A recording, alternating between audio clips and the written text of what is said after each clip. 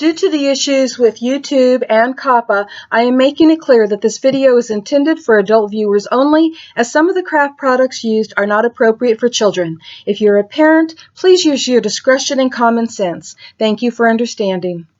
Hi everyone, Janie here, and with Christmas quickly approaching, I thought I would inspire you with some vintage Christmas cards I made using some printables from Tailor-Made Cards for You. And the advantage of printables are that you don't have to run out to the store to get them. You can use them over and over again, and you can also print them out in different sizes, and I'm going to show you that here in my video. And also at the end of my video, I'm going to share a few tips with you on how to give your cards and projects that vintage, distressed, shabby look. So let's head on over and get started. One of the printables that I used for today's cards are the 12 Christmas Carols music sheets that you can see right here. I didn't want to print them out full size, so one of the easiest things to do is click on print and then choose the options over on the side. And for this, I chose 5x7. Your printer should give you many options, and you just choose the option that works best for what you need. And this is only one way of printing them out any size you want. There are other ways if you're familiar with Photoshop. The other printables I used are the Night Before Christmas journal cards that you see here. I wanted these to print out at their normal size, so I chose the option of having them printed as a full-size page. I'll start with this card, which is one of my favorites actually. And on it I used one of the journal cards from the Night Before Christmas kit, and also one of the music sheets from the 12 Christmas Carols set. And I distressed the edges of both of these using a distressing tool. This one is from Close to My Heart, but they don't make it anymore. But I believe Ranger or Tonic or some other places make distressing tools. And if not, scissors work really well too. But I distressed them really good. And then I inked the edges with Distress ink. And I used frayed burlap, but another great one to use would be Vintage Photo, which is this, one of my favorites to use. And I layered them together on top of a piece of cardstock that I had run through with an embossing folder. And then down here I did Merry Christmas, just stamped that out and created a little banner type thing for it. And around the edges on that, I don't know if you can see that, but I used some transfer foil, and the transfer foil I used is by ThermoWeb, and this is from Rebecca Meyer Designs, and it's called Antique Pearl. And the technique I used for this is in a video that I just did, and so I'll put a link below so that you can learn how to do this, because it does not take a machine at all. My video was on how to use foil without a machine. Anyways, I also added a piece of twine. I love twine, and I just thought that was the perfect addition to this card, and I really love how this one turned out. And here's another beautiful card.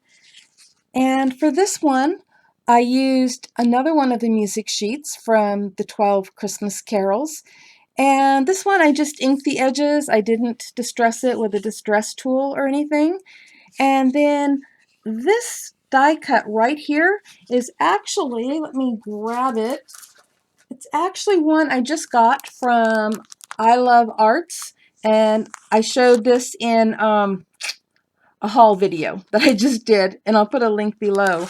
But it comes with the part that made that, the die that made that, and it also has the other part that you can actually make a pocket with, which is really nice. So I used that for right here. And then for this little wreath kind of die cut that's behind there, it doesn't include the holly leaves on it or anything, but for that wreath, that was also from my recent haul at I Love Arts Crafts, and so I used this one right here, and it just die cuts beautifully, and I just thought it was perfect to stick behind there along with the holly leaf that I stamped and fussy cut out. I didn't have a die for that, and added some little enamel dots right there for the berries. And again, I used the transfer foil around the edges using the same technique that I did on the other card. And again, like I said, the link is below if you want to learn how to do that. And then I don't know if you can see it good. I'm going to try to get it in here. There you go. You can see that image on there. I've actually, let me see here. It's actually all over that piece of cardstock.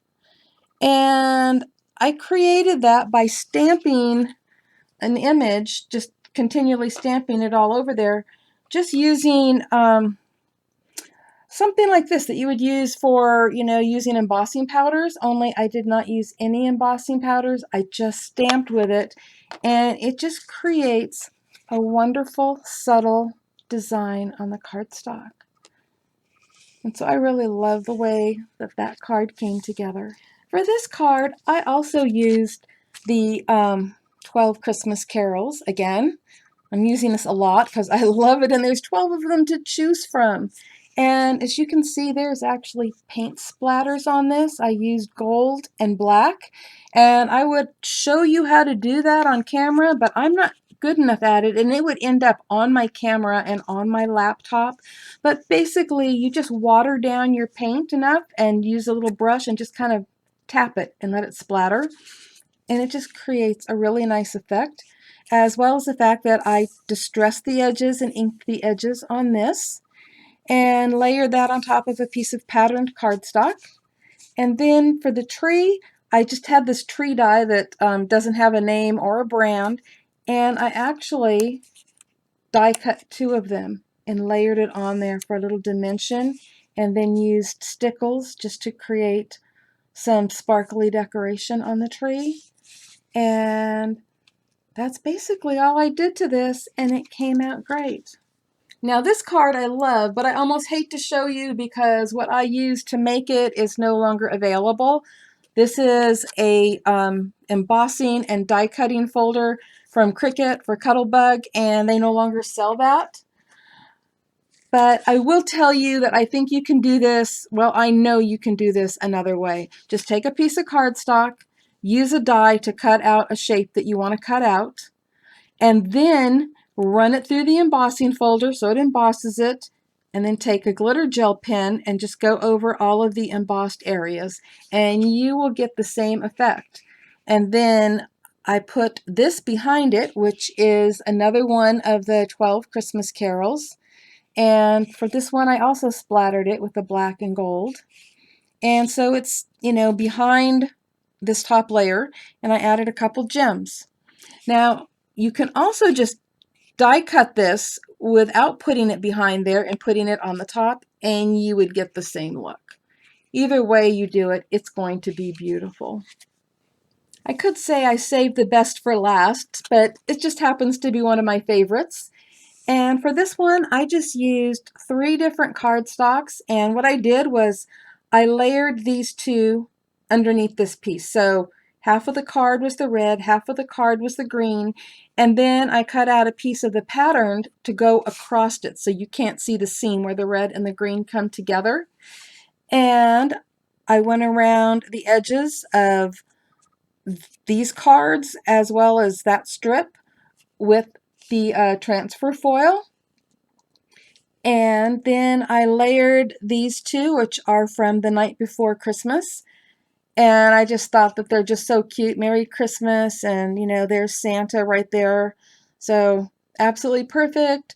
I added a little ornament that I had, and then some enamel dots just to add some interest to it. But I really love the way that this one turned out. So this first technique I'm going to show you really isn't a distressing technique, but I do think it looks really nice on a vintage card, and it's just kind of a subtle tone on tone. And so I'm just going to be using a piece of cardstock and some embossing ink. Then there's all kinds of them out there, whatever you use to do your embossing with embossing powders. And then a stamp. And I want to correct something. Throughout this video, I've been saying I love arts, and it is called In Love Arts. And that's where I got this little stamp block from. And I just want to show it to you because it has great places for your fingers, and it's nice and thick. So I really love this. So I'm going to be using this. And all you need to do is get some of that embossing ink onto your image and then just stamp it. And I'm going to stamp it here in a couple spots and just kind of let you see what it looks like up close. So that's what it does. And it's really nice. It's just tone on tone. You didn't have to look for a matching ink or anything. It's just as simple as using this clear ink that you would normally use for embossing. Okay, I printed out some more of the images from the 12 Christmas Carols set because I love it. And again, I printed these out half the size of what they normally would be. So for the first technique I'm going to show you, it will be that foiling technique. Now I have this already in a video, but I'm hoping that this will entice you to go watch the video and learn some other foiling techniques as well. So for this, I'm just going to use a glue stick. Doesn't matter which glue stick that you use. And I'm just going to go around the edges like this. Okay. And then I'm going to take my foil and just rub it right on there.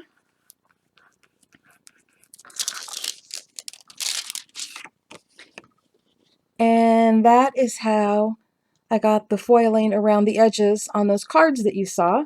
And I like that it is, not even. It just definitely gives it that vintage shabby look. So there's one technique. Okay, another technique is to distress the edges. I don't think it matters which one of these I use. Okay, and I have this distressing tool. And so it has little metal blades in there, but not where your fingers can get to them. And just take it along the edge. You can gouge it more if you want, or you can do it less. I like to gouge it in a little bit. And so that's one way of doing it. If you don't have a distressing tool, I'm going to show you two other ways to do this. So one, I don't like doing, but I know people have done it with scissors, okay? And to me, scissors are a little dangerous, but you can do the same thing with your scissors. Just like that, okay? And I'm not going to do this all the way around. I just wanted to show you how to do that. And so what else I'm going to show you is inking the edges. So I'm going to be using the frayed burlap, and you can use a dauber. This is just a sponge applicator, but whatever you normally use with your distress inks. And then you just go along the edge like that, and it gives it that really nice vintage look. Or if you just want to ink the edges without doing that, then inking the edges also gives a really nice look. It gives it some depth, and character. So that is another way. Now I'm going to show you, let me grab another card here. Just grab this one. Another way to do a nice distressed edge, and this is actually one of my favorite that I've been doing way before I discovered an edge distresser, is to tear the edges. And that's really easy to do, no special tool needed, and you can just tear it all the way around the edges, what you're working on. And you can tear it two different ways. You can tear it up or you can tear it back. It gives a different look each time. Experiment with that on your own. But now I'm going to show you, actually, you know what? I'm going to tear this one all the way around because I want to show you something really cool. And this just may take a minute, but it'll be worth it. It's something that I actually have in one of my older videos on distress ink techniques. So if you guys are ever looking for some cool techniques with distress inks, look in my playlists. It'll be easier to find it there. And I have a few different videos on using distress inks. So you'll have a lot to learn and experiment with if you haven't already. Okay, so I've gone all the way around this. It looks a little shabby. I'm going to use Vintage Photo this time. And we're just going to go all the way around the edges like this, really dark. Do you see that? And I'm going to tell you why here. Because if you're as old as I am, or if you've seen, and I'm vintage already. See, I'm already vintage. Back in the day, people used to burn the edges of photos to give it this look. And burning it is a little bit dangerous, and I don't recommend it, especially since you can do it without having to burn it. Just by tearing it and inking it, it looks like you've burned the edges. And that is one of my favorite looks ever. So there is another way. Okay, I said I wasn't going to do this on camera. I've kind of moved my laptop away as much as I can. I'm hoping I don't splatter this on my camera, but I am going to show you really quick. Okay, so hope I don't regret this. I'm just going to take a little drop of paint, maybe, there we go, and a little spritz of water, and a paintbrush. I don't know why I have two paintbrushes here, but stir it around, get it really liquidy. I'm not sure of an exact consistency, so you may have to experiment. And then just kind of do this. And it's already way over here on my desk. So anyways, let me show you. This is a way to just get some paint splatters on there. And I've used black, but you could use gold or brown or whatever color you want. But that is just another nice technique, kind of fun, something, to do when you're looking for that, vintage distressed look. So these are just a few techniques that you can use when going for that vintage, distressed, shabby look, whether it's for cards or tags or any project. Things like the foiling and the splattered paint are great on everything. Picture frames, boxes, any project that you can imagine. So I hope this gives you some ideas, and I hope you give it a try.